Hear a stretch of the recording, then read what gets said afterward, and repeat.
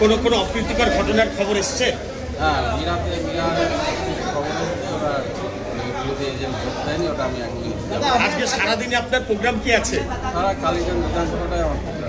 আপনার পাশে কোথায় ইভিএম খারাপ, এখনো পর্যন্ত মানুষ ভোট দিতে পারছে দেখুন, এটা তো এদের কালচার। এই যে আমাদের সকাল সকাল যে জনগণ স্বতঃস্ফূর্ত ভোট দিতে বার হয়েছে, যার জন্য ওরা একটা পরিকল্পনা করে এই ইভিএমটা খারাপ করে রেখে যাতে জনগণ শিফট হয়, বাড়ি চলে যায়, সেই ভোটারগুলো আমাদের যাতে না আসে, সেটা আমরা দেখছি। এখন কোথায় যাবে? যেভাবে মানুষের দেখা যাচ্ছে যে অন্যান্য সময় যে ভিড় জন্মে বুথগুলিতে, মানুষের আগ্রহ থাকে, এক্ষেত্রে কেন উপনির্বাচনে মানুষের ভোট সংখ্যা কম লক্ষ্য করা যাচ্ছে এখনো পর্যন্ত? দেখুন, আজকে তো দুর্যোগ একটু ইয়ে হবেই, কিন্তু উপনির্বাচনে এরা তো ভোটটাই মানুষের যে গণতান্ত্রিক অধিকার, সেটাকে প্রয়োগ করতে যান, যার জন্য মানুষ বাড়ি থেকে বার হয় কম। কিন্তু এবার অন্যরকম, ছাপ্পা ভোট লুট এরকম কোনো আশঙ্কা করছেন? অবশ্যই এদের সেইটাই কালচার।